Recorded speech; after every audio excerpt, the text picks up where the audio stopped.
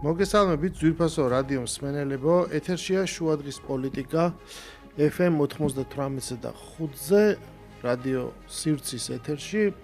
ჩვენ მაუწყებლობთ გაზაფხულის ქუჩის სტუდიიდან და როგორც მოგეხსენებათ, მიმდინარე მეორე სეზონი ჩვენი გადაცემის ეძღვნება საქართველოს მე-11 მოწვევის პარლამენტს და მასთან დაკავშირებულ სიახლეებს. მე გურამ ნიკოლაშვილი გახლავართ. დღეს ჩვენი სტუმარი იქნება 42 პარალელის ავტორი და დამფუძნებელი გიორგი გვიმრაძე. ჩვენ ვიმყოფებოდით და გავაგრძელებთ წინა კვირის თემას, იმიტომ რომ ვიმყოფებოდით, ვფიქრობ მე, რომ ძალიან მნიშვნელოვან ფორუმზე. ეს იყო საქართველოს ეკონომიკური ფორუმი, ეგრეთ წოდებული LED ფორუმი, რომელიც დაკომპლექტებული იყო ძალიან მაღალი დონის სტუმრებით. ჩართვებით, ზოგი იყო ჩართვით რამდენიმე, მაგრამ ძირითადად ყველა იყო ჩამოსული და ეს იყო მართლაც შეიძლება ითქვას ესეთი ყველაზე მეტად რაც ალბათ აკლდა ქართულ პოლიტიკურ დისკურსს აი ეს განსხვავებული აზრი, რომელიც არის გარკვეულწილად წლების განმავლობაში იყო მარგინალიზებული, მაგრამ ეხლა თანდათანობით გამომდინარე განვითარებული მოვლენებისგან, რაც სოფლიოში მიმდინარეობს ბოლო წლების განმავლობაში, როდესაც ასეთი აკადემიური სფეროს წარმომადგენლები, ესეთი კომენტატორები, რომლებიც ათეულობით წლებია აშუქებენ და ფარავენ, ესე ვთქვათ, მთელ რიგ საკითხებს და მიმართულებებს, აღმოჩნდა, რომ სამყარო რო შეიცვალა, თუმცა ამაზე ხალხი ლაპარაკობდა. ეხლა ეს ნალაპარაკები, ესე ვთქვათ, გამართლდა და შესაბამისადაც მოხდა ყურადღების მიქცევა იმ ხალხზე სწორედ, ვინც იძახდა, რომ დედამიწა არის მრგვალი და დედამიწა არ არის ბრტყელი. და რომ ეს ილუზია, რომ თქვა დედამიწა ბრტყელია ბოლო 30 წლის განმავლობაში, ესე ვთქვათ, ხო? რაღაცა ისტორიის დასასრულის კონცეფცია უწოდებთ ჩვენ ბრტყელ დედამიწას, ერთგვარად დასრულებულია, რაღაც მომენტი შეიქმნა ისტორიაში მომენტი, რამაც თქვა ცივიობის დასრულება, რამაც გამოიწვია ანუ საბჭოთა კავშირის ნგრევამ, რომ გაჩნდა ეს სივრცე და ეს განცდა, რომ თითქოს დამთავრდა ყველაფერი და აი როგორი სოფლიოც მივიღეთ.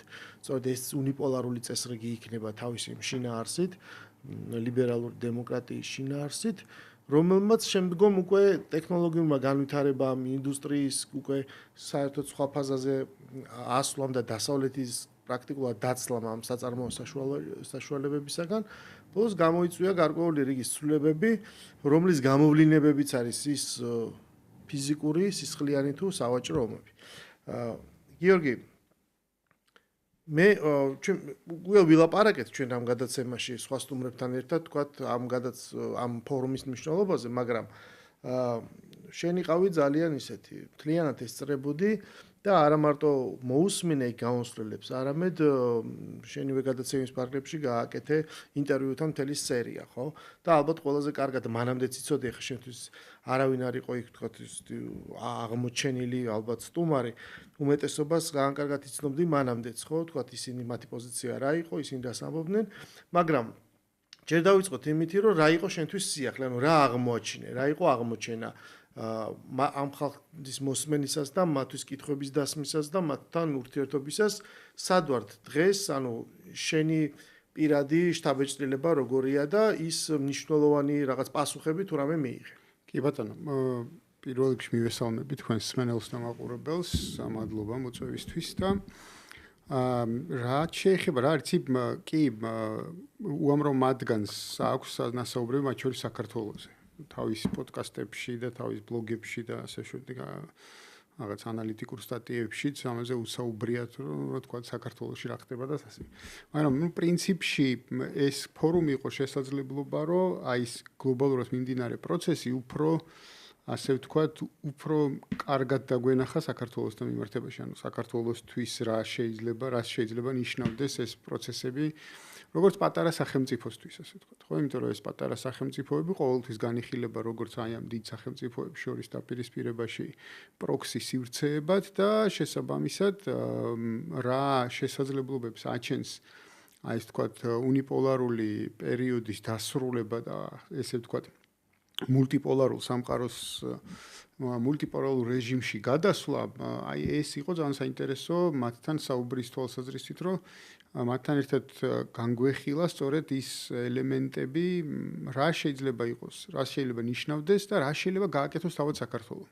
იმიტომ რომ ეს ხო არ არის ასე ან ჩვენ ხარ უნდა დავინახოთ ეს პროცესი ასე ჩვენთვის საქართველოსთვის რომ ჩვენში უნდა დაველოდოთ რაღაცა პროცესის განვითარებას და მე რასაც განგება ინებებს ჩვენთვის რომ ადგილი განგვისაზღვროს ისე იქნება. ანუ ასეთ შეიძლება მოხდეს, ოღონდ ეს ყველაზე ცუდი სცენარი იქნება ჩვენი ქვეყნისთვის, ჩვენი განვითარებისთვის. ხო, ანუ თავარი ამბავი მაინც არის, რომ გარკვეული თვალსაზრისით ზედმეტად რა თქმა უნდა აქტიურები ვერ ვიქნებით ამ პროცესში, მაგრამ თავარი ამბავი მაინც არის ის, რომ სწორად დავინახოთ მართლაც მიმდინარე პროცესი, როგორ ვითარდება, რა მდგენელები აქვს, ვინ არიან აქტორები, როგორ შეიძლება ამ აქტორებთან ურთიერთობა, რა ტიპის ფორმატებში შეიძლება ამ აქტორებთან ურთიერთობა და რა შეიძლება იყოს ჩვენი ადგილი აი ამ ახალ ჩამოყალიბებად, იმიტომ რომ დღეს არავის მათ შორის აი ამ ჩამოსულ ადამიანებს, ამ სტუმრებს არავის არ აქვს ესეთი საბოლოო სცენარი, საბოლოო სურათი იმისა თუ რაში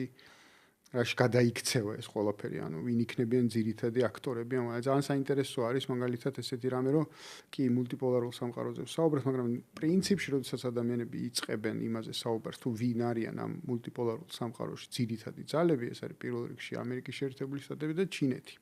და ამასთან ერთად ამბობენ რუსეთს. და აქ არის ძალიან საინტერესო ელემენტი იმისა, თუ რომ რუსეთი არის ისეთი ძლიერი, როგორც არის ეს ორი სახელმწიფო, ხო, ამერიკა და ჩინეთი. და შესაბამისად აქ შემდგება ის საკითხი, რომ რამდენად შეძლებს რუსეთი თავისთავად თავი დააფიქსიროს როგორც მართლაც მესამე ძალა აი ამ მულტიპოლარულ სამყაროში და ამის გარდა მე ვთქვა ძალიან საინტერესოა ისიც, რომ რატომ არ ვსაუბრობთ მაგალითად ინდოეთზე, ხო, რომელიც ასევე მილიარდნახევრიანი ქვეყანა, რომლის ეკონომიკა ძალიან სწრაფად იზრდება და ზოგადად რა მდგენელებიდან გამომდინარე შეგვიძლია ვისაუბროთ მულტიპოლარულობაზე, რამდენ პოლუსზე შეგვიძლია ვისაუბროთ, რა კონფიგურაციაზე ძალთა გადანაწილების, როგორი შეიძლება იყოს, რა საფრთხეებს შეიძლება ეს ყველაფერი ატარებდეს პატარა სახელმწიფოებისთვის და ასე შემდეგ. ანუ მთელი ეს, ესე ვთქვათ, დღეის მონაცემებით ძალიან ის უხეშად რო ვთქვათ, ის რაღაცა ჯერ კიდევ არ ჩამოყალიბებული, ჯერ კიდევ კარგად არ დანახული მომავალი არის ის, რაც უნდა გავიაროთ, რაც უნდა ვიცხოვროთ. აი, აწი, ამის შემდეგ რაღაცა ეტაპები გავიარეთ, რაღაცა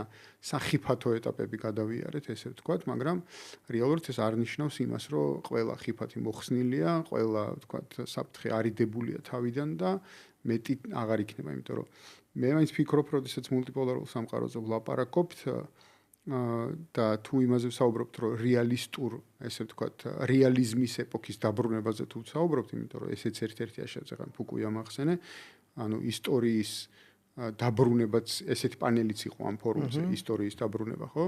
და ანუ თუ ისტორია ბრუნდება, ეს მათ შორის ნიშნავს იმას, რომ დიდი ძალები იწყებენ საკუთარი ეგრეთ წოდებული გავლენის სფეროების ძიებას და სად რომელ რეგიონში არის მათი დომინაცია განსაზღვრული, ასე ვთქვათ, ხო, ამის დადგენას.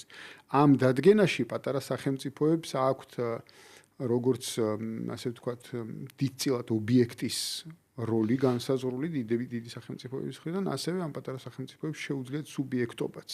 და ეს სუბიექტობა ამ გლობალური პროცესის სუბიექტად გახდომა არის ერთ-ერთი ყველაზე დიდი გამოწვევა ისეთი პატარა სახელმწიფოსთვის, როგორც ჩვენ ვართ მაგალითად. ხო, და რომელიც თან იმყოფება რაღაც ძალიან ისეთ საინტერესო რეგიონში. კი ბატონო. მე მაგალითად როცა usმენდი ამ მაგალითად იგივე ალექსანდრე მერკურისთან ინტერვიუს და რომელმაც ძალიან ესეთი ცალკე კითხვა იყო და ცალკე თემა ჰქონდა მაგალითად ბალტიის ქვეყნებთან მიმართებაში, რომ თქვა რომ მას პრაქტიკულად ბალტიისპირა წავს ერთგვარად ევროპული აზრი მძევლად აყვანილი, იმიტომ რომ ისინი ყველაზე მეტად განიცდიან და სხვანაირად უყურებენ რუსეთს, პრაქტიკულად შემდგომ მან თქვა რომ ის რაც მათ მიაჩნდათ დაცვა რომ სასწრაფოდ თქვა შევიდნენ ევროკავშირში, შევიდნენ ნატოში რეალურად კაცმარძის ეს დაცვა თუ არა და ხვალ შეიძლება ეს საფრთხე გახდეს, იგივე შეიძლება ეხებოდეს ფინეთს და შვედეთს, მიხვდებით რომ რუსეთს არ აქვს რაღაცა განზრახვა ამ წუთას ყოველ შემთხვევაში მისი აზრით რომ წავიდეს ბერლინზე გაილაშქროს, ის კარგად აცნობიერებს რომ ნატოსთან ომი მას არაფერი სჭირდება, ანუ რასაც ღიად ამბობს, იგივე არის, მაგრამ ამავე დროს დასავლეთის მხრიდანაც დასავლეთის შეცდა რუსეთის შეფასებაში, იმიტომ რომ ის რაციონალური ინსტრუმენტები, რითაც იგი გაზომა იყო ძალიან ესეთი მშრალი, რადგანაც მან არ მიაქცია ყურადღება, თქვათ, ნების სიმტკიცეს. ანუ შენ შეიძლება ეს უბრალოდ იმას ეკონომიკურ მაჩვენებლებში დათვალო ის რაღაცას აგებდეს, მაგრამ გადაწყვეტილების მიღებისას ის სხვა ფაქტორებს იყენებს, ხო? ის შეიძლება ჩამორჩება რაღაც დიდ სახელმწიფოებს, მაგრამ იმდენი ძალა მაინც აქვს, რომ გაუწიოს წინააღმდეგობა. და ილაპარაკა, რომ 10 წელიწადში სხვანაირი იქნება ინდოეთი და ასე შემდეგ.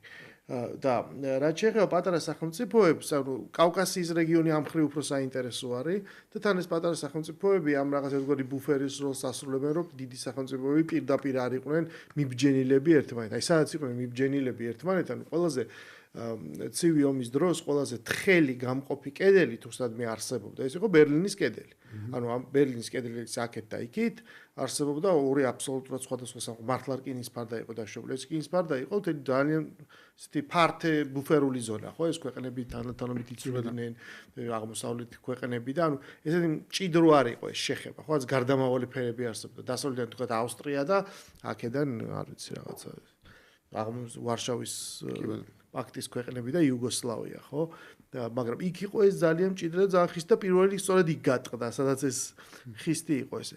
ჩვენს ისტორიაში არაერთხელ ქონია მსგავსი მდგომარეობა, როდესაც იმ მომენტისთვის შეიძლება მსოფლიოში აღარ ყოფილიყო გარკვეული ძალა ნომერი 1, მაგრამ იმდენი ძალა ქონია, რომ ჩვენ ისტორიის ცვლილება მთლიანად შეუცვლია. იგივე არის მაგალითად მე-7 საუკუნეში ჰერაკლე კეისრის ლაშქრობა, იმის მერე ბიზანტიას ახლა თბილისი აღარ აუღია, მაგრამ მასთან მარცხმა შემდგომ განაპირობა არაბების გაბატონება არაერთი საუკუნით. იგივე იყო დამარცხებული ჯალალედინი მოვიდა საქართველოში, მონღოლებისგან დევნილი, გადაიწვა თბილისი, ბოლოს აღმოჩნდით მონღოლების ტყვეობაში. თუმცა რაღაც მომენტს ვერ აფასებ, რაღაცა სწორად და შეიძლება რაღაც ანგარიშს არ უწევ. და იგივე არის კრწანისის ბრძოლაც, ხო? კრწანისის ბრძოლაში პრაქტიკულად შინააშლობის მომენტში არსებულმა აღა მაჰმად ხანმა შეიწირა საქართველოს სამეფო და აღმოჩნდით იმის მერე პრაქტიკულად რუსული გავლენის ქვეშ. მაგრამ დღეს თურქეთიც და ირანიც აღარ წარმოადგენენ, ხო, ისეთ სახელმწიფოებს, რომელიც ჩვენი არის საუკუნეების მანძილზე არსებული მთავარი გამოწვევა, ხო, სადაც აღარ ვიცოდით რა უნდა აგვერჩია, ვაის გავეყარე, უის შევეყარე, მთელი ქართული ფოლკლორი დაბადა მათ უღლის ქვეშ ცხოვრება. ხვალდაზე შესაძლოა რუსეთიც იყოს უფრო ბევრად დამცრობილი და ეგზისტენციური საფრთხე რუსეთს არ შეუქმნა. საქართველოს არ შეუქმნას და პირიქით შეიძლება შეტრიალდეს, იმიტომ რომ სოფლიოში არაერთი მაგალითია, ხო, შეტრიალების რაც იყო მოსისხლე მტრობა, მერე იქცევა ხოლმე ერთგვარ კოოპერაციად, მაგრამ თავარი ანუ გზავნილი ახლა თუ მე სწორად გავიგე, რასაც შენ ამბობ, არის ის, რომ ჩვენ მოგვეთხოვება კი არ მივყვეთ დინებას, არამედ უბრალოდ ადეკვატურად ხედავდით სურათს მოვლენების პროცესს, რა ვითარდება მსოფლიოში. თუ ჩვენ საკმარისი გამჭრიახობა აღმოგვაჩნდება, ამით ვისარგებლებთ. თუ არა და ჩვენ შეიძლება უბრალოდ აი ეს აღმოჩნდეთ რაღაცა პროცესში ჩათრეული და მე იქაც როგორ უნდა გადარჩე, აღარ კონდეს საამისო საშუალება. აი ბატონმა კარდინმა გაიხსენა, რომ ეს ციტატა რომ წყევლაა საინტერესო დროში გეცხოვროსო და მაგრამ აი მშვიდობის გარეშე და ეს მშვიდობას ეძღვნებოდა, ხო? და საინტერესო იყო მშვიდობის განსაზღვრება, რომ მშვიდობა ეს არ არის უბრალოდ არაომი. თუ ომი არ არის, ესე იგი მშვიდობა არის, იმიტომ რომ ხშირად არის სულიან ახლო აღმოსავლეთში და პალესტინაშიო, მაგრამ ამას ჩვენ ვერ დავარქვით მშვიდობას, რა მდგომარეობაც იქ არის და იმიტომ მშვიდობა უნდა გავიგოთ როგორც თვისობრივად სულ სხვა ტიპის ერთგვარი რაღაც თანხმობაში ცხოვრების არსი, ეგეთი ეგზისტენცია და ამისგან უნდა მივისწრაფოდეთ სწორედ ჩვენ. ანუ შენ თუ ხედავ აი მიუხედავად აი გარემო იმ ფაქტორებისა, რაც ქვეყნის შიგნიდან არსებობს თუ გარედან არსებობს, შესაძლებლობას, რომ აი ისტორიის აი ამ მობრუნების ფაზაში საქართველოს რამენაირად მოახერხოს და გაძვრეს მშვიდობიანად რა. ანუ აი წეგან ჩამოვთვალე ის ჩვენი ისტორიის ქარტეხილები, სადაც ეს ვერ მოახერხეთ და დღეს რამდენად მიგაჩნია, რომ შეგვიძლია გაძრო. მე მგონია, რომ შეგვიძლია და ეს არ არის უბრალოდ ოპტიმიზმი, იმიტომ რომ ეს არის რაღაცა იმ მათ შორის იმ რეალური სურათის შეფასება, რომელიც არის, ხო? ანუ რეალურად ახლა ჩვენ ვუყურებთ ესეთ მოცემულობას, რომ პირობითად ავიღოთ ჩვენი რეგიონი, ხო? ჩვენს რეგიონში ჩვენ ვხედავთ სურათს, სადაც არსებობს მინიმუმ 3 დიდი სახელმწიფო, რომელსაც ჩვენს რეგიონში მიმდინარე პროცესზე შეუძლია ზემოქმედება. მინიმუმ 3 დიდი სახელმწიფოა, უშუალოდ ჩვენ სამეზობლოში, ხო, რუსეთი, თურქეთი და ირანი. რომელსაც პრაქტიკულად პირდაპირ ესაზღვრება. კი, და მათ აქვთ რესურსები ჩვენს რეგიონში მიმდინარე პროცესებზე ზემოქმედების, ხო? ანუ აი მაგალითად ძალიან ბევრს ლაპარაკობენ იმაზე, თუ რატო არ გაიხსნა ზანგეზურის კორიდორი და ეს ზანგეზურის კორიდორი დაბლოკეს არა რუსებმა, არამედ ირანელებმა, ვთქვათ. ანუ არის ესეთი შეფასება ამ პროცესის რა და ესე ვთქვათ, არიან ადამიანები, რომლებიც ამბობენ რუსეთსაც არ აწყობს, ბევრი რამე, მაგრამ ერთ-ერთი ყველაზე ესეთი წონადი ამბავი არის ის, რომ ირანისთვის ეგეთი ვერსიაც გვაქვს, მოკლედ. კი ბატონო, ირანისთვის ეს არის ძალიან მიუღებელი, ძალიან რთული, იქიდან გამომდინარე, რომ ეს იგულისხმებოდა ირანის გვერდის ავლით, მაგალითად თურქეთისა და აზერბაიჯანის და დანარჩენი ცენტრალური აზიური თურქული სამყაროს ერთმანეთთან დაკავშირება, ისე რომ ამას შეეძლება, ესე ვთქვათ, ექნებოდა შესაძლებლობა ირანის საერთოდ გამოეთიშა პროცესებიდან და აი ამ თქვა სავაჭრო პროცესიდან და ასე შემდეგ, ხო? თუმცა ნუ რა თქმა უნდა რაღაც ცალკე სხვა საშუალებები მას რჩება, რომ სამხრეთ ჩრდილოეთის მიმართულებით, მაგრამ აი ეს იქნებოდა ერთი ძალიან ისეთი თან დამატებითი ფაქტორი. თან მარტო გამოთიშოს ჩემი აზრით არ არის ლაპარაკია, რომ ეს თურანული სამყარო რომ თლიანდება და უკვე გეოპოლიტიკურად და გეოგრაფიულად რო უკავშირდება რაღაცა გზებით, ეს ნიშნავს მათ გაძლიერებას, რაც არის მათთვის პირდაპირ კონკურენტი. და თან თავის მხრივ ვთქვათ რუსეთზეც საუბრობენ, რომ ვთქვათ ეს იქნებოდა ნატოს შემოსვლა, ესე ვთქვათ, იმიტომ რომ თურქეთია და ნატოს დაკავშირება უკვე ცენტრალურ აზიასთან. რუსეთს შუა აზია დაუკავშირდეს ალტერნატიული. ასე რომ ამ ერთი ძალიან მარტივი მაგალითი შეგვიძლია ვთქვათ, რომ ამ ძალებს აქვს თავისი პოლიტიკის გატარების რესურსი გააჩნიათ და ისინი ამაზე იმოქმედებენ, ხო? ამის გარდა ნუ ცხადია, რომ არ ვიცით ახლა როგორ დასრულდება ეს ანაკლიის პროექტი, მაგრამ ცხადია, რომ ჩინეთის ინტერესი, რომ შავ ზღვაზე საკუთარი პორტი ქონდეს, საკუთარი რა, ანუ ყოველ შემთხვევაში მისი ინვესტიციით და მისი თქვათ მენეჯმენტით განხორციელებული პორტი არსებობდეს, სადაც ის გადამწყვეტ ფაქტორს, მას გადამწყვეტი როლი ექნება, ასეთი პორტი ქონდეს შავ ზღვაში, ეს მისთვის საინტერესოა და შესაბამისად ისიც იქნება აი ამ რაღაცა ვთქვათ, აი ამ დაალაგებაში მონაწილე. ამის გარდა კიდევ ერთი მოთამაშე ეს ინდოეთი უნდა გავითვალისწინოთ აუცილებლად სამხრეთ კავკასიასთან მიმართებაში და 2 წლის წინ თუ არ ვცდები თუ წელიწადნახევრის წინ იყო, როდესაც რუსეთმა და ირანმა გააფორმეს ხელშეკრულება ირანის ტერიტორიაზე რკინიგზის არარსებული მონაკვეთის მშენებლობასთან დაკავშირებით, სწორედ უკავშირდებოდა ინდური ტვირთების, ასე ვთქვათ, ევროპულ ბაზარზე მიწოდების საკითხს, ხო? კი, ახლა ეს არ მუშაობს ამ სანქციებიდან და რაღაც ასე შემდეგ გამომდინარე, მაგრამ ეს გრძელვადიანი პროექტი იყო 2027 წლის დასასრულებელი, რომელიც გულისხმობს იმას, რომ მუმბაიდან იმას რა ქვია მაგას, ირანულ პორტში პირდაპირ ჩამოსული ტვირთები ირანიდან ვიდრე პეტერბურგამდე ერთი რკინიგზით იქნებოდა მათი მიწოდების შესაძლებლობა. ამ ძუთას აზერბაიჯანის გავლით, მაგრამ ნუ სამხრეთ კავკასიის გავლით. ანუ რამდენიმე ესე ვთქვათ მზარდი აი ამ მულტიპოლარულ სამყაროში, ასე ვთქვათ, მზარდი პოლიტიკური ძალა, სახელმწიფო კავკასიაში ნახულობს თავის ინტერესს და არა მხოლოდ კავკასიაში, ცენტრალურ აზიაშიც. მე საერთოდ გონია, რომ რამდენიმე ესეთი ცენტრალური ადგილი გამოიყოფა ამ მულტიპოლარულ სამყაროში ჭიდილის, კონკურენციის დიდ ძალებს შორის, ხო, თავისთავად განსაზღვრულია ეს წყნარი ოკეანის აზიის ნაწილი, ცენტრალური აზია, კავკასია ალბათ ერთად უნდა მოვიაზროთ, მაინც როგორც ერთიანი კასპიური, შავი ზღვისა და კასპიის რეგიონი და ასევე რა თქმა უნდა, ეს ახლო აღმოსავლეთის თემა არის. რა თქმა უნდა, ჩრდილოეთ ამერიკაში, უბრალოდ სამხრეთ ამერიკაშიც იქნება რაღაცა, მაგრამ სამხრეთ ამერიკა მაინც აი ამ მონროს დოქტრინით მაინც მოიაზრება, რომ არის ამერიკის ესე ვთქვათ უკანა ეზო და დიდად იქ და ასე ვთქვათ ჭიდაობას არავინ არ იწყებს. კი, შედის ჩინეთი საკმაოდ აქტიურია იმ რეგიონში, საკმაოდ აქტიურად ცდილობს რაღაც წარმოების პროცესების აწყობას და ასე შემდეგ, მაგრამ მაინც რაღაცნაირად ეს არ მოიაზრება ძირითად დაპირისპირების არეალად. რამდენად არის აფრიკა დაპირისპირების არეალი? იქ სადაც გადის. აი აფრიკა ძალიან საინტერესოა. საიდანაც გადიან დევნიან ფრანგებს. კი, ძალიან საინტერესოა აფრიკა, იმიტომ რომ აფრიკა თავის მხრივ, რა თქმა უნდა, იმ რესურსებით, მდიდარი რესურსებით ძალიან მიმზიდველია ყველასთვის, მაგრამ რაღაცა თვალსაზრისით შეიძლება არ უნდა გამოვრიცხოთ, რომ ცალკე პოლისად ჩამოყალიბდეს ამ ყველაფერში, არა დაპირისპირების არეალად, არამედ ცალკე მოთამაშედ. იმდენად დიდია თავისი მოსახლეობითაც და პოტენციალით, რომელიც მას შეიძლება ჰქონდეს, ანუ ხარ შეიძლება ხა დღეს ჩვენ ვილაპარაკოთ იმ სიდუხჭირიდან, რომელიც არის ინდოეთში, მაგალითად, საკმაოდ დიდ ნაწილში ინდოეთისა, მოვიაზროთ, რომ ინდოეთის გამო ვიღაცები ერთმანეთს დაუპირისპირდებიან და ინდოეთი თვითონ არ იქნება მოთამაშე, ხო? აი რაღაც ეგრე მგონია მაინც მე აფრიკასთან მიმართებაში, რა, გრძელვადიან პერსპექტივაში, რომ აფრიკას შეძლებს, ესე ვთქვათ, როგორც თამაშ დამოუკიდებელი იდენტობის პოვნას, რაც მაგაზია. თითქოს. ნუ შეიძლება ძალიან ოპტიმისტურია. ჩვენთვის ახლა მიჩვეულია ტრადიციულად ინდოეთს რო გულისხმობთ, რაღაცა ერთი მონოლითური მასა აღვიქოთ, რა ვქვია.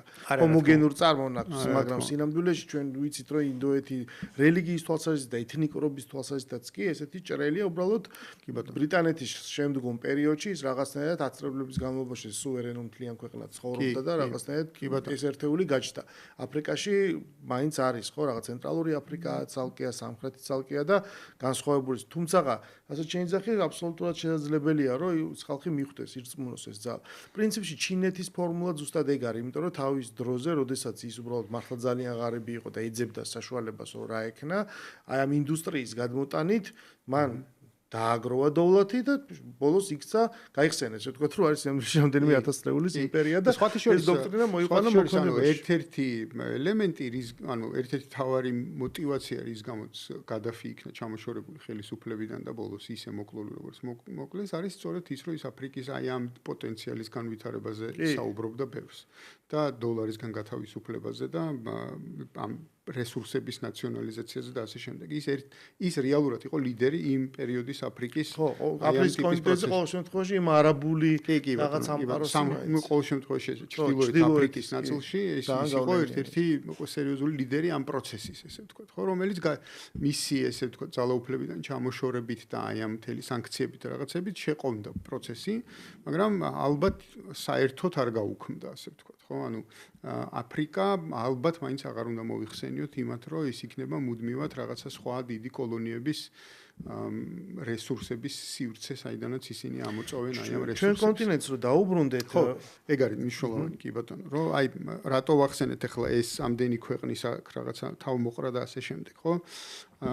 ანუ ერთი არის ძალიან მნიშვნელოვანი, რომ აი ეს ამდენი ქვეყნიდან ამდენი თქვა დაინტერესებული ქვეყნიდან ბუნებრივია რომ არავინ არ იქნება ასე ვთქვათ მზად და თანახმარო რომელიღაცა ერთი იყოს დომინანტი ამ რეგიონში. ანუ დაუთმოს მთელი რეგიონი ვიღაცა ერთს და მისი წესებით ითამაშოს თვითონაც. ანუ იმან დაადგინოს წესები და შემდეგ ამათმა ეს დანარჩენი სხვა დანარჩენის დიდი სახელმწიფოები დაემორჩილონ ამ წესებს, ხო? ეს ასე უკვე შეუძლებელია. ეს აღარ არის ის პერიოდი, რომ თქვათ რაღაცა თუნდაც როცა ბიპოლარულ სამყაროში ვცხოვრობდით, რომ ერთ რაღაცა სივრცეში ერთის წესები იყო, მეორე სივრცეში მეორეს წესები. ხო, მიდიოდა უბრალოდ ქვეყანა არის წითელი თუ კი ბატონო, მთელი მულტიპოლარულობის არსი იმაში გადმოიცემა, ასე ვთქვათ, დღეს, რომ ეს პირიქით ეს რაღაც გარკვეული შეთანხმებები ცალკეულ პოლუსებს შორის როგორ ურთიერთობენ ერთმანეთთან.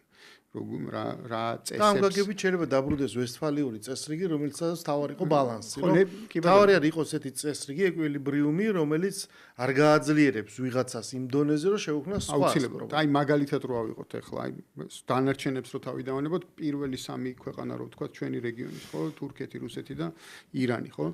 უნდა ჩავთვალოთ, რომ აი ამ სამეულში არც ერთი ანუ ნებისმიერი ორი ნებისმიერ კონფიგურაციაში ნებისმიერი ორი ყოველთვის იქნება მესამის გაძლიერების წინააღმდეგი.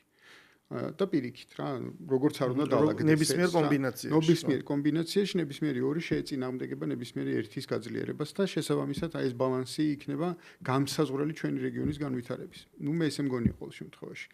და აქედან გამომდინარე მაგალითად ის თუნდაც 3+3 ფორმატი საინტერესო ჩვენთვის, რომ გვესმოდეს, რომ ეს სამი რაღაცაზე თუ შეთანხმდა ეს სამი ერთის მხრივ დაიცავს აი ამ ბალანსს, ორი ერთის წინააღმდეგ მუდმივს და მეორე დაიცავს იმას, რომ ამ სამის მიერ შეთანხმებული თამაშის წესები იყოს სხვებისთვისაც გასაზიარებელი, ვინც გარედან მოვა სხვა დანარჩენი რეგიონთან მიმართებაში.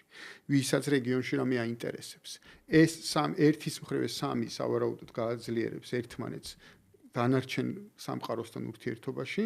და მეორეს მხრივ ეს სამი დააბალანსებს ერთმანეთს შიგნით რეგიონში. მithumetas შეიძლება ითქვას, რომ ეს 3+3 ფორმატი კლასიკურად არ არის უბრალოდ სამსვლელი. ანუ ეს შეიძლება ითქვას ეს 3+3+3 ფორმატი, იმიტომ რომ რაც ჩამოთვალეთ ჩვენ სამი პატარა სახელმწიფო ამერიკა-კავკასიის, სამი დიდი მეზობელი ქვეყანა, მაგრამ მათ გარშემო კიდევ ორბიტაზე არის ის დიდი სამი სახელმწიფო, ასე ვთქვათ, სამი სივრცე რა. რომელთა ინტერესებს გათვალისწინებაც ამერიკა, ჩინეთი, შეიძლება იყოს ევროკავშირი, შეიძლება იყოს აფრიკა, რომელიც ესაზღვრება პირდაპირ ამ დიდ, ესე ვთქვათ, ამ 3+3-ს და მასზე ახდენ ზეგავლენას რა და ერთგვარად აქ მართლა გამოდის ეს გზაჯვარედინი, რომელიც მე არ ვიცი შეიძლება ეკონომიკური ინტერესი, დერეფანი აქ ბევრი კითხვის ნიშნები არსებობს ხოლმე ამაზე, მაგრამ ყოველ შემთხვევაში ეს როგორ გამიმთარდება თან გასავითარებელია კაცმა არ იცის და შეიძლება დერეფნობა და რაღაცა ძველად რო გამოთქვა პრახადნოიდური არც იყოს საუკეთესო მოდელი ცხოვრებისთვის და მაგრამ როგორც მინიმუმ ეს არის ბუფერი რაც ნიშნავს რომ საწინააღმდეგო ძალები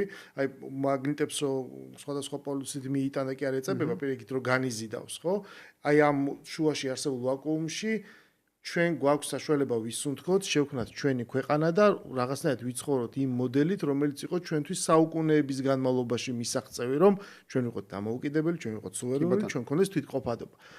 ყველა ქართველი მეფე განიცდიდა არ არსებობს რომ პრაქტიკულად ხო პატარა გამონაკლისის გარდა ხანა ჩვენს ისტორიაში, როდესაც რომელიღაც დიდი სახელმწიფოს ზეგავლენის ქვეშ არ ყოფილიყავით, მაგრამ ჩვენ ვიჩვეული ვართ ამ პირობებში, ამ ცხუნვარების ქვეშ ცხოვრებას, მაგრამ გვჭირდება ის სივრცე, რომელიც გვაძლევს საშუალებას, რომ იდენტობა გქონდეს, სახელმწიფოებრივობა გქონდეს. აქ არ არის მარტო კულტურული იდენტობაზე ლაპარაკი. სახელმწიფოებრივი დამოუკიდებლობა ეს არის ძალიან მნიშვნელოვანი ფაქტორი.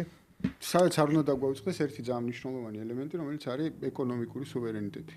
რაც ამ წუთას უფრო მეტად, ესე ვთქვათ, მოწყვლადია ჩვენ შემთხვევაში, იმიტომ რომ პოლიტიკურ ველზე თითქოს ჩვენ მაინც დავიწყეთ რაღაც გარკვეული დამოუკიდებელი ნაბიჯების გადადგმა და დამოუკიდებელი, ესე ვთქვათ, პოლიტიკის გატარება. მეტნაკლებად, მაგრამ აი ამ ეკონომიკურ ნაწილში ჩვენ ჯერ კიდევ განვიცდით მნიშვნელოვნად აი ამ საერთაშორისო ფინანსური ინსტიტუციების წესებს და მათ ლოგიკას, რომელთაც ჩვენ მოქმედებთ, იმიტომ რომ რაღაც თქვათ ეს ვალები იქნება თუ სხვა ინსტიტუციური ფორმები, რომელშიც ჩვენ ვართ გაწევრიანებული და ამითი ასე ვთქვათ ვალდებულებები გვაქვს გარკვეული თვალსაზრისით, ამითი ისინი ახდენენ ჩვენზე ზემოქმედებას. აქედან გამომდინარე, სწორედ აი წეგან რომ თქვი ის, რა ქვია მაგას, დერეფენთან დაკავშირებით, რომ ეს არ გახდეს უბრალოდ რაღაცა იყოს სატრანზიტო ქვეყანა. ხო, სატრანზიტო ქვეყანად არ ვიქცეთ, არამედ რამე სხვა ხეირი ვნახოთ აქედან, ხო? ამას ჭირდება ესეთი პროაქტიული ეკონომიკური პოლიტიკის გატარება, რომელიც იქნება მიმართული იქითკენ, რომ აქ გავლილი, ასე ვთქვათ, რესურსებისა და პროდუქციის გატარებიდან დამატებითი ღირებულება შეიქმნას.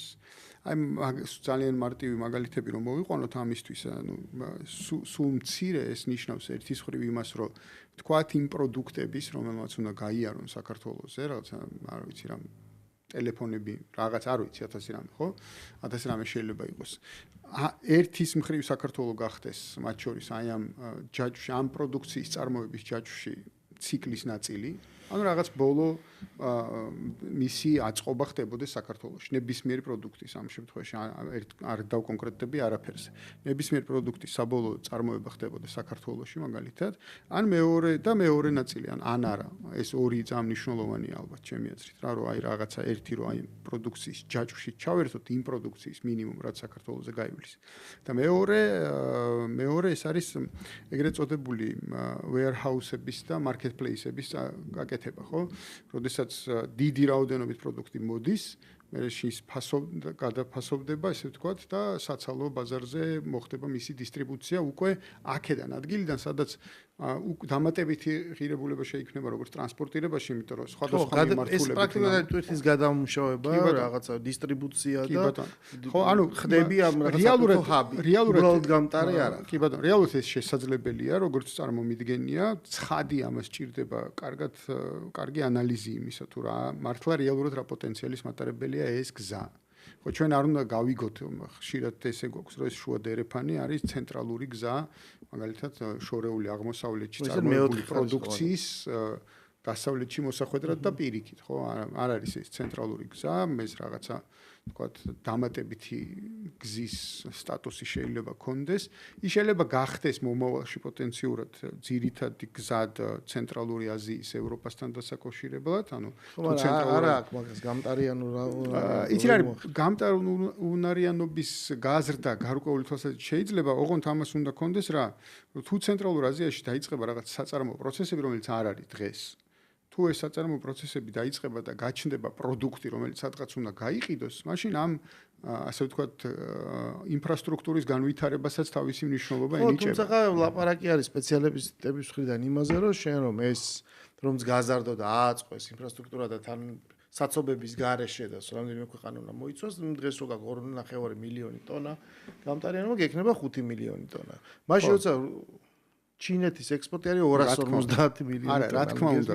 აი ზღვაში წვეთია მთლიანი ზღვაში წვეთი იქნება, მაგრამ შენთვის აი პირობითად ჩვენთვის ცხადია რომ შენთვის ახლა დღეს რომ მართლა 2 მილიონი ტონა გადის შენზე გაორმაგება კიდე თქვა ოპტიმისტურ შემთხვევაში გასამაგებას, ეგ უკვე ძალიან დიდი ის არის, ხო?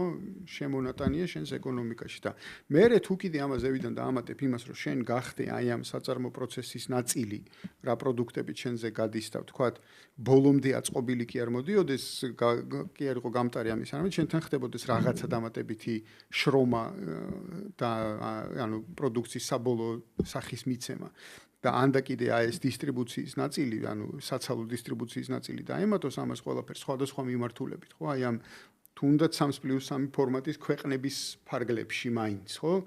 ეს 3+3 ფორმატის ქვეყნებს რო დავხედოთ ესე როგორც ბაზარს, რეალურად გამოდის რამდენი 150 მილიონი, 80 მილიონი, სადღაც იგივე, ხო?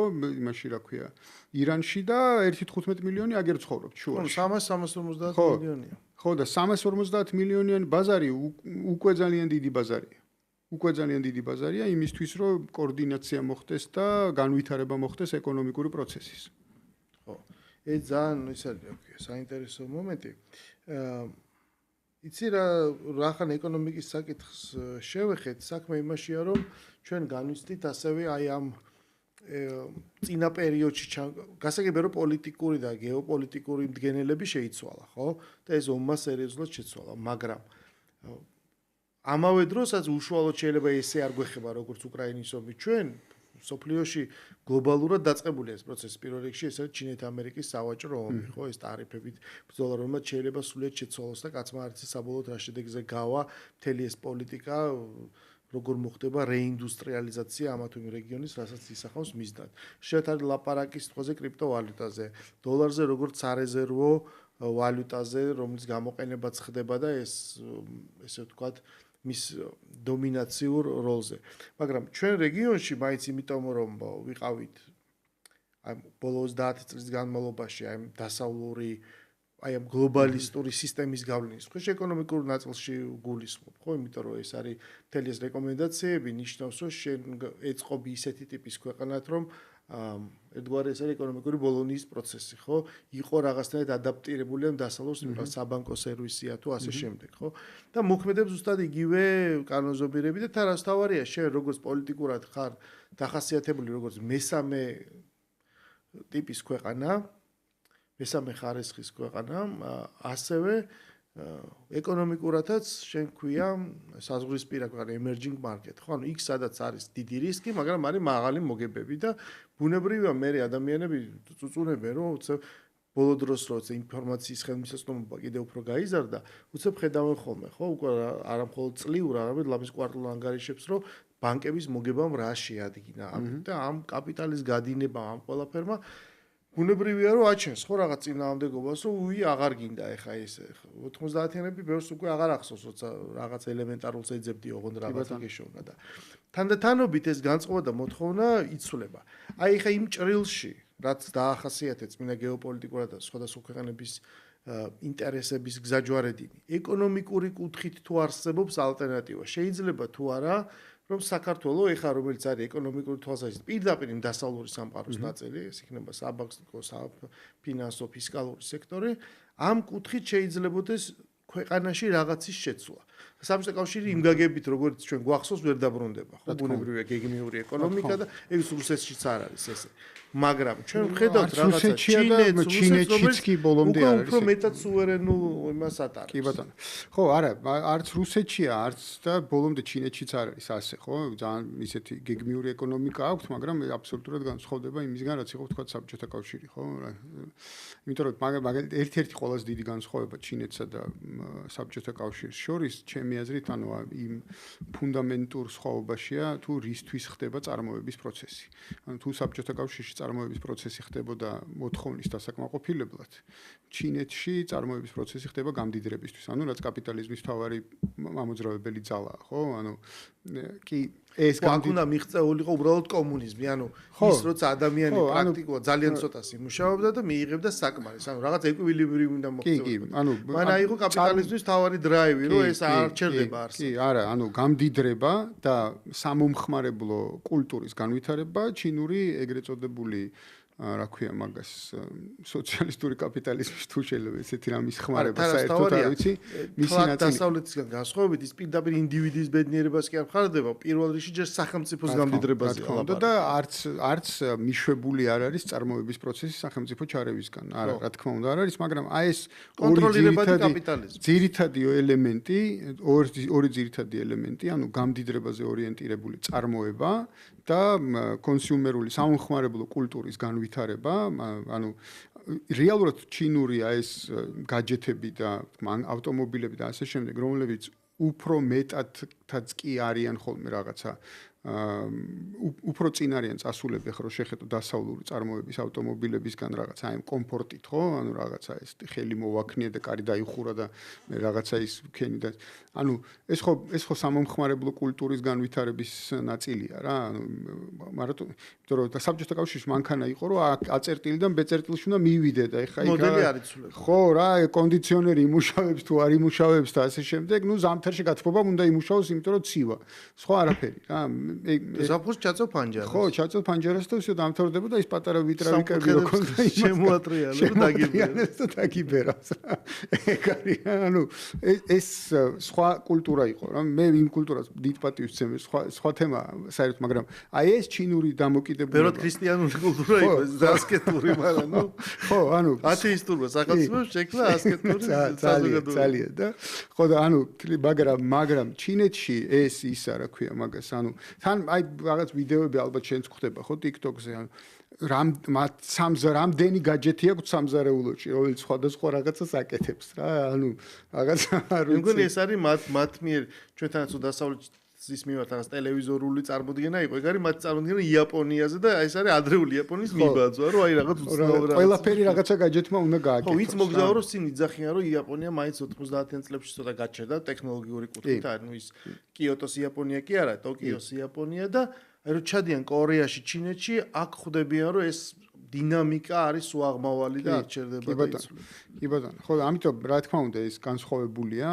და ეს საერთოდ თავის ცალკე თემა რამდენად არის შესაძლებელი ისეთი პროექტის განხორციელება, როგორც საბჭოთა კავშირი იყო და რამდენად არ არის შესაძლებელი. ცალკე ამბავია, მაგრამ მთელი ამბავი რა არის? წინახე ძალიან საინტერესო, აი არის ისეთი საინტერესო კაცი ბეზრუკოვი, მე მგონი ანდრეი ქვია, თუ გეცოდინება, ანუ ის 2010 წელს თუ 11 წელს ამერიკიდან რომ დიდი ჯგუფი გამოაგდეს იმების რა ქვია მაგას აგენტების და ფილმიც იყო ეს. მუსმენ ახლა და ძალიან საინტერესო. მე მგონი არ ტყუილა არ არის მისი ლექციები, იმიტომ რომ თითქოს შტაბ-ჭრილად მრჩება რომ ერთგვარი პროექტი შეიძლება იყოს, მაგრამ ეს არის ცოცხალი შტირლიც შეიძლება ესე იყოს. ხო, და არის ძალიან საინტერესო გეოპოლიტიკური ლექცია. კი, საინტერესო ლექციები, მაგრამ ყველაზე მეტად მომეწონა მისი იდეა იმის შესახებ, რომ რუსეთი 150 მილიონიანი რუსეთი დღეს დგას იმ გამოწვევის წინაშე, რომელი გამოწვევის წინაშეც იდგა სტალინი 29 წელს, როდესაც აი ეს ცნობილი გამოსვლა ქონდა, სადაც თქვა, რომ თუ ეხლა ჩვენ 10 წელიწადში არ გავივლით ინდუსტრიალიზაციის იმ პროცესს, რომელიც დასავლეთმა 100 წელიწადში გაიარა, ჩვენ დაგვაჩოქებენ.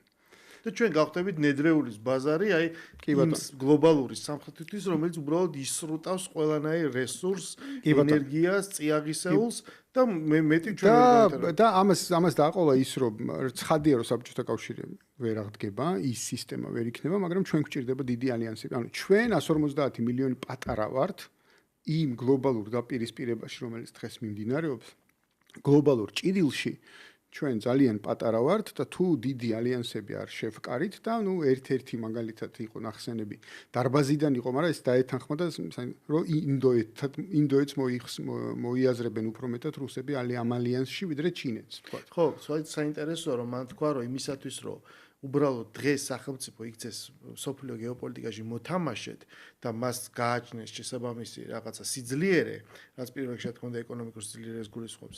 მისი სამხმარებლო ბაზარი უნდა იყოს მინიმუმ მილიარდი. ხო. ასო 8 მილიარდია ხო პლანეტაზე, ანუ მინიმუმ მილიარდი უნდა იყოს. კი ბატონო. და თავისი ეხა შეიძლება ვიღაცა რომელიღაც ფილიპინებს ან ინდოეთს რაოდენობა ადამიანების ყავს, მაგრამ ეს არნიშნავს რომ აქვს იგივე ინდუსტრია, სხვადასხვა მახასიათებლებიც არის, მაგრამ ერთ-ერთი მნიშვნელოვანი მდგენელი ისაა რიცხოვნობა. შენ თუ უბრალოდ ამ რაოდენობის ადამიანი არ ცხოვრობს ამ გარკვეულ და არ მოიხმარს იმ პროდუქტს, რომელსაც შენ მოიხმარს აწარმოებს და სხვა შეურთიერთობა, ისე შენ მოკლედ ვერ გაძლიერდები და მოსახლეობის სიმცირე არის მისთვის ეს პრობლემა და ეს გავლენა. ანუ ეს რატო ახსენი ახლა? ჩვენ ახლა ის უნდა გავიაზროთ, რომ ამას ამბობს აბსოლუტურად რაციონალურად ჩემი აზრით და პრაგმატულად ისეთი სახელმწიფოს წარმომადგენელი, რომელსაც 6000 ბირთვული ქობინა აქვს, რომელიც ერთ-ერთი უმდიდრესია რესურსებით და რომელიც მოსახლეობას 150 მილიონია. კი, თავის დემოგრაფიული პრობლემებით, მაგრამ 150 მილიონია. ახლა გადმოვიტანოთ ეს ჩვენს მდგომარეობაზე. რომ 3 მილიონი ნახევარი ვართ, რესურსები არა გვაქვს. თუ მცხეთის გაჩერებული რეაქტორი გვაქვს, მეტი ჩვენი ეგ არის ჩვენი ატომური შესაძლებლობა. ხო. და ასე შემდეგ. ხო, აქედან გამომდინარე, ანუ თუ იმას ჭირდება ალიანსები იმისთვის, რომ გადარჩეს აი ეს ეგრეთ წოდებულ გრიდუშე ეს emerging რაც მოხდება ამის შემდეგ, ხო? იმაში რომ გადარჩეს ამისთვის ჭირდება დიდი ალიანსები, მათ შორის ისეთ სახელმწიფოსთან, რომელიც მილიარდნახევრიანია, ინდოეთთან. ანუ ჩვენ რამდენად გვჭირდება ამ ალიანსების ძიება? ოღონდ რეალისტური ალიანსების ძიება, ისეთი ალიანსების ძიება, რომელიც გამოვა და არა ვთქვათ 30 წლიანი. და მე ვიტყოდი ცოტა სხვანაირად, ჩვენ რამდენად გვჭირდება ანუ ეს ხო ჩვენ გადამოუკიდებლად ხდება. აი მისი არის ყველაზე კარგი მაგალითია რა, ნატოს არ გაფართოებაზე კომენტარი გააკეთეს და საქართველოს არც არავინ არ კითხა. ანუ უკრაინასთან კონტექსტში გაკეთდა, მაგრამ ანუ ისე დახიეს ეს ბუქარესტის სამიტის გადაწყვეტილებები, ერთი ზარი არ შემოსულა აქ, რომ ხალხო ბოდიში ყველაფერი ვქენით. ხო, ანუ როდესაც შენ ხედავ რომ ამხელა ჩრდილოეთ მეზობელს აქვს თავის უკვე რაღაც გააქტიურეს ადამიანი ლაპარაკობს, გამოდის ლექციებზე, ლაპარაკობს გეგმებზე, ესეც ტყუილა არ ხდება, მით უმეტეს როცა პროფესიონალ მზვერავთან გვაქვს ხო საქმე. ანუ პრაქტიკულად მიდის მისი კონვერტაცია რაღაცა ფარული მზვერავიდან ეხა რაღაც სახელმწიფო ფიგურამდე, ხო? ცოტა ინტელექტუალური პრიგოჟინივით გამოვიდა რა. ხო, მაგრამ არა, ისე იდეაში უკვე ანუ ეხლა ძალიან გაახდა პოპულარული ცხადია, მაგრამ იდეაში ძალიან დიდი ხანია უკვე მგიმოში ლექციებს კითხულობს. იქიდან დაბრუნებული, ხო. და შენ მარტო შენ როგორც ქვეყანას მოგეთხოვება ის, რომ აი ამას თვალყური ადევნო, შეაფასო სწორად, გააკეთო და უნდა გესმოდეს თან, რომ თუ მათ დიდმა ქვეყნებმა თუ გადაწყვეტილება მიიღეს, შენ უბრალოდ ანუ არავინ არ გეტყვის და აქ პირველ რიგში საჭიროა როლის პოვნა. საქართველოში ჩვენ ხედავთ ის პროცესები ხა ჩვენი დრო პრაქტიკულად ამოიწურა, რაც განვითარდა, მე მინდა ბოლო კითხვა მოკლედ შევეხო, ანუ გარდა იმისა, რაც ითქვა ამ ფორუმზე, რა, მნიშვნელობა თავისთავად ის, რომ მსგავსი რამ, ანუ ეს კი ტარდება ეს ფორუმი, მაგრამ ასეთი შინაარსის და დატვირთვის იყო, იმიტომ რომ მე მგონია, რომ ყველაზე მეტად რაც დღეს ქვეყანას ააკლია, ქვეყანა მაჩვენა, რომ ის არის აბსოლუტურად მზად იმისათვის, რომ შიდა გამოწვევასაც და გარეს გაუმკლავდეს, არ დაუშვას მორიგი ფერადი რევოლუციის სცენარი, არეულობის სცენარი, რაღაცა გადატრიალების სცენარი, ისაც ჩვენ გავლილი გვაქვს ყოველ შემთხვევაში, თანდათანობით შეცვალოს და დაანახოს, ან მოახერხოს მოსახლეობის უმრავლესობამდე მიიტანოს, რომ რა არის ის ძირითადი გამსაზღვრელი მდგენელები, რა ფაქტორები ზემოქმედებს ჩვენზე და გამოჩნდეს და გამოაჩინოს ის რაღაცა ერთგვარი გარკვეული მზაკრობები ხოლმე, რომ აი ესეთი მარტივი არ არის, რომ ვიღაცამ გითხრა და ვივენდობი ნახე, არაღიარების პოლიტიკა და მორჩა ბედნიერები ვართ. ეს ესეთი სამყარო აღარ არის. და ეხლა რაც არის საჭირო, ანუ თუ აქამდე ამ ხელისუფლებას ჰქონდა დაახლოებით 10-12 წლის განმავლობაში, რომ იცი რა ჩვენ ვართ ალტერნატივა, რომელიც ანუ მოვერიეთ დრაკონს და ეხლა უბრალოდ გიცავთ, რომ ეს დრაკონი რახან ცოცხალი აღარ მოვიდეს. ეხლა უკვე ეს აღარ არის ამოცანა. ამოცანა განვისაზღვროთ ჩვენ ვინ ვართ. ის ფაქტორები, რაც ჩვენ მთელი გადაცემა ვლაპარაკობთ, არის ერთგვარი განსაზღვრებები, მაგრამ ეს არის ფაქტორები, რაც ჩვენს ზემოქმედებს, მაგრამ ჩვენ რა უნდა მოვახერხოთ და რამდენად მნიშვნელოვანია ამ ინტელექტუალური ერთგვარი რაღაცა, არ ვიცი, რაღაცა განზომილების წრის შექმნა. ნახე, ხო, ეგ არის ესე ვთქვათ, ჩემი აზრით ეგ გადამწყვეტი არის რა, იმიტომ რომ ერთი რომ ინტელექტუალური რესურსის კონსოლიდაცია უნდა მოხდეს, მაგრამ მეორეს მხრივ ეს ინტელექტუალური რესურსი უნდა მოხდეს, იმიტომ რომ მიშამაც გააკეთა ინტელექტუალური რესურსის კონსოლიდაცია, მაგრამ ეს ინტელექტუალური რესურსი მთლიანად ემსახურებოდა საქართველოს პროევროპულ და პროდასავლურ ინდოქტრინაციას. მე ვიტყოდი ანტირუსული, იმიტომ რომ ის პროევროპულობა იყოს სახელად და არსებითად იყო დანიშნულება ამის იყოს, რომ რაც ბალტიისპირეთიდან გაკეთა, იგი უნდა გაკეთებულიყოს. ეგრეთ შეგვიძლია რომ დავალაგოთ, რომ ანტირუსულ ინდოქტრინაციას ემსახურებოდა, ხო? ჩვენ გვინდა ახალი იდეოლოგიური დოქტრინა. ჩვენ გვჭირდება, მე მგონია, რომ სულ არის 4 ამოცანა, რომელიც უნდა ყოველ შემთხვევაში ჩემთვის ასეა დავალაგებული. ეს არის 4 ამოცანა, რომელიც უნდა გადაიჭრას აი ამ ინტელექტუალური რესურსის გამოყენებით, კონსოლიდაციის გამოყენებით. ეს არის პირველი დესაკრალიზაცია აი ამ დასავლური ინტეგრაციის საკითხის. ანუ დღისესრიგნა კი არ მოხსნა, ან აღარ უნდა იყოს ფეტიში. აღარ განხილვა, რომ რაღაცა და საერთოდ არ გვაინტერესებს და აქედან, ახლა აქედან ამოვაშენეთ კედელი და იქით აღარ გვაინტერესებს რა მოხდება. არა, დესაკრალიზაცია უბრალოდ. ამას აღარ უნდა ქონდეს საკრალური მნიშვნელობა. ამაზე უნდა გქონდეს შესაძლებლობა ვიმსჯელოთ რაციონალურად გვაწყობს, არ გვაწყობს ასე შემდეგ. მიმდინარე კონტექსტში. კი ბატონო. მეორე აი ეს დემონიზაცია უნდა გავაუქმოთ, რომელიც აქამდე ჩამოყალიბდა რუსეთთან, ჩინეთთან, ირანთან, სხვებთან ურთიერთობის ნაწილში რა, რომ იმათთან ურთიერთობა არ შეიძლება.